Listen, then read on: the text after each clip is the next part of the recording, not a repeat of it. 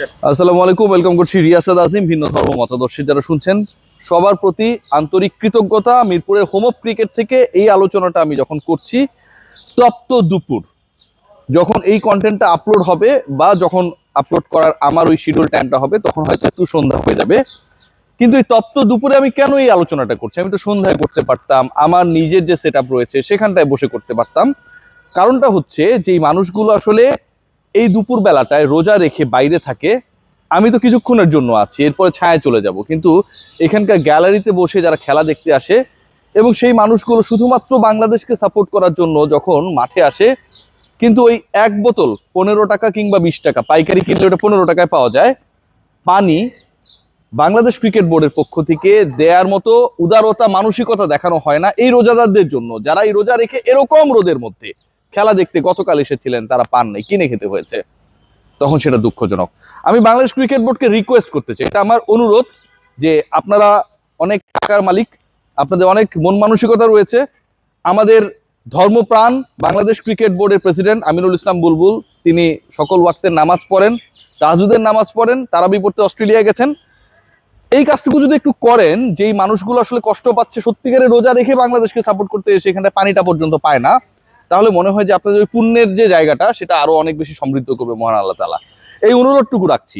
এবং সাথে যদি দুটো খেজুর দেন বাংলাদেশ ক্রিকেট বোর্ডের ভান্ডার থেকে, এটা হচ্ছে সমুদ্রের মতো, এক বালতি পানি তোলার মতো, কোনো ক্ষতি হবে না, এটা করুন। যেই আলোচনা করতে চাই, সেই আলোচনায় ফিরতে চাই। সেটা হচ্ছে বাংলাদেশের যে মিশন, সেটা হচ্ছে আগামীকালের ম্যাচটা মহা গুরুত্বপূর্ণ, প্রথম ম্যাচের থেকে গুরুত্বপূর্ণ। আগামীকালের ম্যাচ এত বেশি গুরুত্বপূর্ণ যে এই গুরুত্বটা বোঝাতে গেলে আপনাকে একটু পেছনে ফিরে জাগাতে হবে। দেখুন, বাংলাদেশ দল পাকিস্তানের সাথে, বাংলাদেশ দল ওয়ানডে সিরিজে ওই 2015-র দিকে যখন খেলেছিল, তখন ব্যাক টু ব্যাক কিছু সিরিজ ছিল, India, Pakistan, South Africa. Mashrafe Bin মুর্তজার ম্যাজিক্যাল ক্যাপ্টেন্সি, মুস্তাফিজুর রহমানের ম্যাজিক্যাল বোলিং এবং তামিম ইকবাল খানের, যতই গালি দেন যাই বলেন না কেন, অসাধারণ ব্যাটিং নৈপুণ্য আমরা সেই সময়টায় দেখেছিলাম।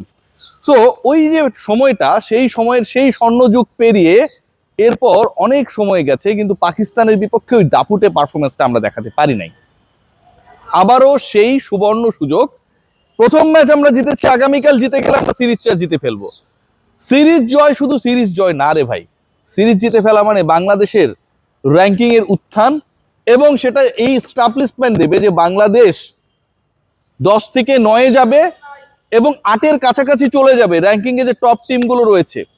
2023-এর যে ওয়ার্ল্ড কাপ, 50 ওভারের বিশ্বকাপ, যেই ফরম্যাটটা আসলে আমাদের অনেক হৃদয়ের কাছাকাছি, যেই ফরম্যাটে ক্রিকেটটা দেখে আমরা অনেক বেশি অভ্যস্ত, যেই ফরম্যাটে পারফর্ম করেই বাংলাদেশের ক্রিকেটাররা পঞ্চপাণ্ডবে পরিণত হয়েছে, যেই ফরম্যাটে বাংলাদেশ চ্যাম্পিয়ন্স ট্রফির সেমিফাইনালে খেলেছে, বিশ্বকাপের কোয়ার্টার ফাইনালে খেলেছে, ট্রাই নেশন সিরিজ প্রথমবারের মতো গিয়ে জিতেছিল আয়ারল্যান্ডে, সেই ফরম্যাটের বিশ্বকাপে বাংলাদেশ সরাসরি কোয়ালিফাই করার পথে এগিয়ে যাবে। পাকিস্তানকে সিরিজে হারাবে, যে দলটা 5 মাস ধরে আন্তর্জাতিক একদিনের ক্রিকেট থেকে দূরে, সেই দলটা যদি পাকিস্তানের বিপক্ষে কামব্যাক সিরিজেই জয় পায়, সিরিজ জয় পায়, সেটা অনেক বড় প্রাপ্তি। বিশ্বকাপের যে আগামীর সময়টা আসছে তার আগে অনেক বড় প্রাপ্তি, নাম্বার 1। নাম্বার 2 যেটা, সেটা হচ্ছে এই উইকেটে, দেখুন বাংলাদেশ কিন্তু লাস্ট ম্যাচটা খেলেছে পুরোপুরি স্পোর্টিং উইকেটে, এবং আমার কথা বিশ্বাস করার দরকার নেই, অনেকেই আলোচনা করছেন যে উইকেটকে কেন ধানক্ষেত বলতে হবে। দেব চৌধুরী এই কথা বলেছেন তার কন্টেন্টে, যে আসলে এই উইকেট তো প্রপার উইকেট, এখানটা ধানক্ষেত বলার কোনো সুযোগ নেই। কিন্তু যারা বলছেন আমাদেরকে ভুল, যে আমরা ঠিক কথা বলছি না, মাইক হেসন পাকিস্তানের কোচ, তিনি বলেছেন that was a fantastic wicket, এবং তারা সেখানটায় প্রপার প্ল্যান করতে ভুল করেছে, যে কারণে তারা হেরে গেছে, যে কারণে তারা পারে নাই, যে কারণে বাংলাদেশের পরিকল্পনা সম্পর্কে, বাংলাদেশের স্ট্র্যাটেজির ব্যাপারগুলো, ইনসাইডে কি হতে পারে, কারা আসলে বাংলাদেশের হয়ে ক্যাটালিস্ট রোল প্লে করতে পারে, সেই ব্যাপারগুলো তারা রিড আউট করতে পারে নাই। স্বীকার করছে প্রতিপক্ষ দলের হেড কোচ, যার দল লাস্ট ম্যাচে 209 বল হাতে রেখে পরাজিত হয়েছে বাংলাদেশের কাছে, 8 উইকেটের পরাজয় রেজিস্টার করেছে, এবং যেই দলটা 116 বল খেলতে পারে নাই, আগেও আউট হয়ে গেছে, যেই দলটা 120 রান পর্যন্ত করতে পারে নাই, সেই দুমড়ে মুচড়ে যাওয়া পাকিস্তানের হেড কোচ বলছেন that was a fantastic wicket. এবং এই অসাধারণ ফ্যান্টাস্টিক কাজটা যিনি করেছেন, টনি হ্যামিংকে কৃতিত্ব তো দিতে হয় রে ভাই। কালো মাটির উইকেট দেখে দেখে যারা অভ্যস্ত, মিরপুরে উইকেট চেঞ্জ করা যাবে না, এখানকার উইকেট মানেই কালারটা এরকম, সেই হেমিং এসে এখানটায় হ্যামিলনের বাসিওয়ালা হয়ে গেছেন, সবকিছু বদলে ফেলেছেন, উল্টে দিয়েছেন এবং প্রমাণ করেছেন মিরপুরের উইকেট স্পোর্টিং হতে পারে, পেসাররা এখানে দাপট দেখাতে পারে, যা স্কিলটা থাকতে হয়, যেই কিউরেটর সেটাকে কিউরেট করছেন, সেটা হেমিং করে দেখিয়েছে। বাংলাদেশের সেই লক্ষ্যে পরের ম্যাচটায় সবচেয়ে কঠিন কাজ যেটা হবে, কারণ পাকিস্তান এখন জানে বাংলাদেশের স্ট্রেংথের জায়গা, তাদের উইকনেসেস গুলো কোন জায়গায় সেটা তারা জানে। নাহিদ রানা আরো একবার ফায়ার স্টার্ট দিতে পারে বাংলাদেশকে। প্রথম 5 ওভারে 5টা উইকেট, পাকিস্তানের প্রথম 5টা উইকেট, নাহিদ রানার প্রথমবার ওয়ানডে ক্রিকেটে ফাইপার, সবকিছুই হয়ে গেছে একটা ম্যাচই। সেই নাহিদ রানা নিশ্চয়ই আতশী কাচের নিচে, মাইক্রোস্কোপিক লেন্সের নিচে থাকবেন। মুস্তাফিজুর রহমান খুব একটা অ্যাপ্লাই করতে পারেন নাই, রিশাদ হোসেনকে শেষে বোলিং এ আনা হয়েছে, তিনি খুব একটা ইফেক্টিভ রোল প্লে করার সুযোগ পান নাই। বাট বাংলাদেশের চান্সেস রয়েছে, বাংলাদেশের খুব ভালো সুযোগ রয়েছে, বাংলাদেশের স্ট্রেংথকে ঠিক রেখে, বাংলাদেশের স্ট্রেংথকে সামনে এগিয়ে নিয়ে আগামীকালই সিরিজটা জয় করে ফেলার, এবং এটা খুব পসিবল। দেখুন পুরো দলের যদি আপনারা দেখেন, তানজিদ তামিম এবং নাহিদ রানা যারা 11-এ থাকবেন কিনা, there were many confusions. Even আমার যে এক্সপেক্টেড 11টা ছিল সেখানটায় তারা ছিলেন না, তারা 11-এ এসেছেন, খেলেছেন, পারফর্ম করেছেন, বাংলাদেশকে জিতিয়েছেন। 42 বলে 67, 159 স্ট্রাইক রেটে batting, not out innings by Tanzid Hasan Tamim, scoring 5 sixes. কিভাবে পিটিয়েছেন শাহিন শাহ আফ্রিদিকে। এই তানজিদ হাসান তামিম একটা সহজ ক্যাচ ছেড়েছিলেন, কিন্তু ওই সালমান আগা সম্ভবত তার যে ক্যাচটা নিলেন, যেভাবে নিলেন, যে ক্ষিপ্রতায় নিয়েছেন, যেই পজিশনে দাঁড়িয়ে নিয়েছেন, এটাকে আপনি কি বলবেন? এটাকে তার ব্যাটিং এর থেকে আমার কাছে মনে হয় অনিন্দ সুন্দর একটা ব্যাপার ছিল ওই মুহূর্তে। ওই উইকেটটা যখন Nahid Rana extra bounce elbow বরাবর আসছিল, বলটা ফ্লিক করার চেষ্টা করলেন এবং ক্যাচ। বাংলাদেশের ফিল্ডিং ডিপার্টমেন্ট নিয়ে বলার কিছু নাই, they did very good. Bowling department নিয়ে কিচ্ছু বলার নাই ভাই, 114তে packed Pakistan, Nahid Rana fiery, Mehedi Hasan Miraz 3 wicket নিয়েছেন, কেন অন্যদের বোলিং করার নেই সেটা নিয়ে একটা অবান্তর আলোচনা চলছে। এই আলোচনা করার কোনো দরকার নেই, তিনি সাকসেসফুল ছিলেন, এটাই হয়তো তার গেম প্ল্যান ছিল। যারা সাকসেসফুল থাকছে, যারা উইকেট পাচ্ছে, তারাই ওই উইকেটে বল করবে কন্টিনিউয়াসলি।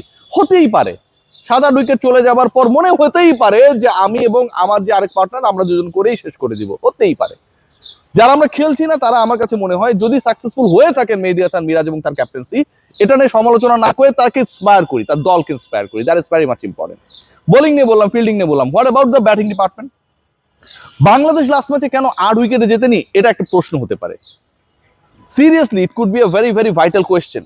যেই দলটা 209 বল হাতে রেখে 91 বলের মধ্যেই 114 চেস রাউন্ড করে ফেলে, লুজিং অনলি 2 উইকেটস, এবং সেটা ইফতারের আগে করে ফেলে, মানে পুরো প্ল্যানকে গড়বড় করে দিয়েছে। যারা ব্যাট করতে নেমেছিলেন they had only 10 minutes, fielding শেষ করে তাদেরকে অনলি 10 মিনিট দেওয়া হয়েছিল, যে 10 মিনিটের মধ্যে আপনাদেরকে ব্যাট করতে নামতে হবে। সাইব এবং তামিম 10 মিনিটের মধ্যে নেমেছেন, সাইব আউট হয়ে গেছে, আনলাকি, নো ম্যাটার, 80 করেছিলেন আগের ইনিংসেই। তানজিদ তামিম যেটা করে দেখিয়েছেন, এর পরবর্তী সময় নাজমুল হোসেন শান্ত যেভাবে তাকে সঙ্গ দিয়েছেন, ইনিংসটা একটু বড় হতে পারতো, হয় নাই শেষ পর্যন্ত। শেষে লিটন দাস অপরাজিত থেকেছেন। বাংলাদেশের ব্যাটিং অর্ডারও যথেষ্ট কনফিডেন্স ক্রিয়েট করে। সো আমার কাছে মনে হয় it's going to be a very very important day, এবং বাংলাদেশ যেখানটায় ফাটিয়ে খেলবে, বাংলাদেশ পাকিস্তানকে সিরিজে হারাবে, ভালো উইকেটে হারাবে, ধান ক্ষেত পাট ক্ষেতে আলোচনা হবে না, এবং নিজেদের যোগ্যতায় বাংলাদেশ তাদের র্যাঙ্কিং যেই জায়গাটায় ছিল আগে, ওই যে 7-6 ওখানটায় নিয়ে যাবে।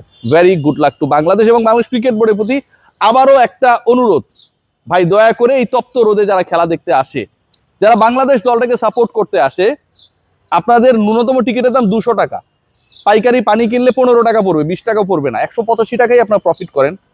একটা বোতল পানি দিয়েন, আর যদি মনটা আরেকটু বড় হয় তাহলে 2টা খেজুর সাথে দিয়েন। বাংলাদেশ ক্রিকেট বোর্ডের যে টাকা পয়সা আছে আর যেভাবে অপব্যয় হয়, খুব বেশি কমবে না। সবাই ভালো থাকবেন, টেক গ্রেট কেয়ার।